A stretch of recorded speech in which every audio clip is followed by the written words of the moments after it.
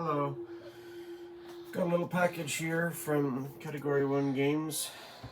A few interesting tidbits, and I thought it'd be interesting to just open it up and go through some of it.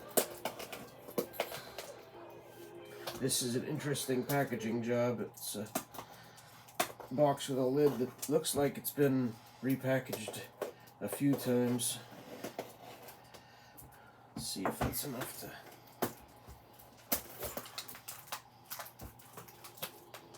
get the lid off.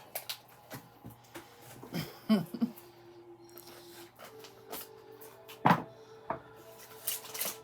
I'm going to move this down to the here so you Yep. just see what's on here. So, I was looking through some of my favorite games, and I noticed that one of my favorites that I played the most as a kid was the Star Wars collectible card game. And I really don't have much for it that's sealed. And they found a few things that seemed like a decent price to me. So here's a Premier limited edition, so black bordered starter deck. All I've got for Star Wars that's sealed is the pre-constructed Death Star 2 decks, and I got a lot of Death Star 2 back in the day. I split a couple of boxes with my brother and a friend, but these Premier decks bring back memories because I think when I first started the game I got one of these, and I got maybe a pack of New Hope or two as well, or something else with it. I remember I had enough, when I built my first two decks, I had 3 starships on each side. And I know for the dark side I got a Star Destroyer, and I got I had a TIE Scout and a TIE Vanguard. And the TIE Vanguard is from New Hope. So that's what makes me think I had at least a pack or 2 of that in the mix. My 2 rares, because these decks only come with 2 rares, 1 for each side as I understand it. I think I had a Seeker and I had General Tag. So it took me a long time to get mains in this game. But I had a lot of fun anyway, and I worked with what I had. So aside from that, I got a couple of other things. Here's one of these enhanced Cloud City packs. It's got some Cloud City boosters. Cloud City was a fun set up until it released. You know, you could battle in the initial set on the Death Star, which was a little awkward, or on Yavin, which was also quite awkward. Tatooine was the main place where both sides could interact. So Cloud City gave another place which was quite easy for both sides to get to and interact on, which was quite nice. Previous sets to this, Dagobah was very restrictive to the dark side. You couldn't do a whole lot there, even as the light side. Hoth was a battleground, but it was a very, you had to play it a certain way type battleground, and there were deployment restrictions for the dark side. And the force training for the light side on most of the other sites wasn't the best, so it was fun, but for variety. But it wasn't just a great sort of general place to go. So that was one of the problems with that. There's quite a variety of stuff here because I noticed the place I ordered these from, the Category 1 there, also had a bunch of Decipher's lesser-known games. Now, the big 3 are the Star Wars, Star Trek, and Lord of the Rings. And I've got some of Star Trek and Lord of the Rings already. Here's a couple of Jabba's Palace boosters that I threw in because they're... Back to there. Yeah. This was another set which is easy to get and still relatively cheap among the different sets. This one's very alien-focused, again, back to Tatooine. So yeah, so that gives me a little bit of Star Wars sealed product to add to my collection, and enough that I could open stuff and do something with it at some point, yet to be determined. But Decipher, aside from those 3 big games, and like I say, I've already got samples for Star Trek and Lord of the Rings, did a bunch of other games. So they had an Austin Powers card game, which was a flop. I don't know who they were marketing this to. It didn't do that well, but it was made in part to promote the movie. And I've heard that they did a good job on that side of it and were promoting the movie well enough, which helped them land the contract to get the Lord of the Rings card game. So maybe we have them, maybe that was something it accomplished. Maybe. They had Mega Man. I was a fan of Mega Man 2 and 3, especially on the NES. Used to play those games a lot. So these intrigued me somewhat. And they had, 3 sets worth released for this game. They've also got...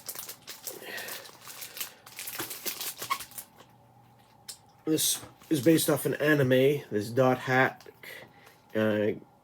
series, or multiple series. I'm not quite sure. This one's Dot Hack / Enemy. There's Dot Hack / other things as well.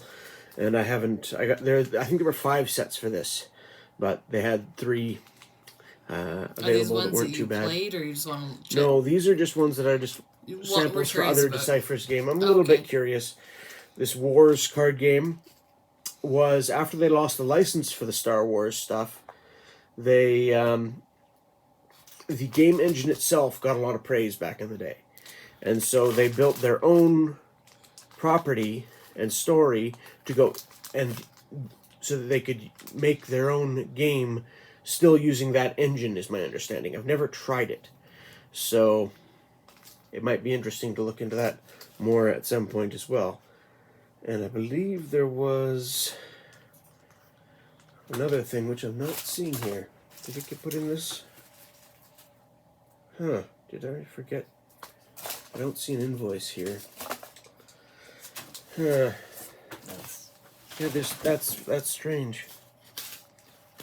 Something got forgotten, or? Well, you see, there was also another game they made using the Star Wars license that was Young Jedi. And I thought I had ordered a pack of that as well, but I don't see it here. We'll have to check your invoice. Well, I don't see the invoice. That's the weird thing. Online, the email one. So, but yeah, they made that too.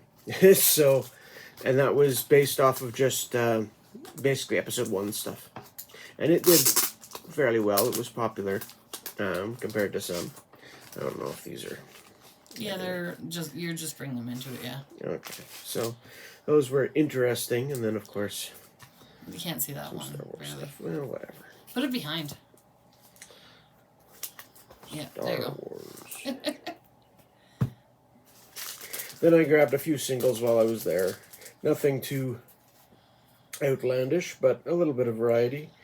Your Star Wars one that's up is just put it down so you can see your hands. There you go. Alright, a couple of elves are down the shipwright in Elrond for an elf deck I'm planning for a movie block for Lord of the Rings. I grabbed Kern's Bird of Prey for Star Trek because I'm trying to build up my Klingons a little bit. I grabbed 2 cards from the Harry Potter trading card game. This was the just something with Dobby on it. Chamber of Secrets is hard to find stuff for nowadays, and Dobby wasn't introduced till then, so. And this one is a popular card that I see, well, despised card, I should say, in some circles, but very strong card for deck building. So those were those 2. Caught by Snape and Keeping Dobby Quiet. And then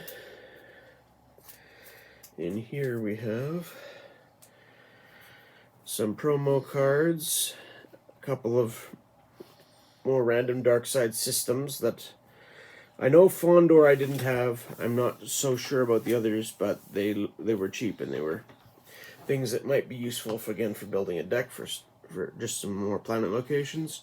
And I got the IKC Rotoran. That's General Martok's ship, I believe, Bird of Prey. So that would go nicely as well.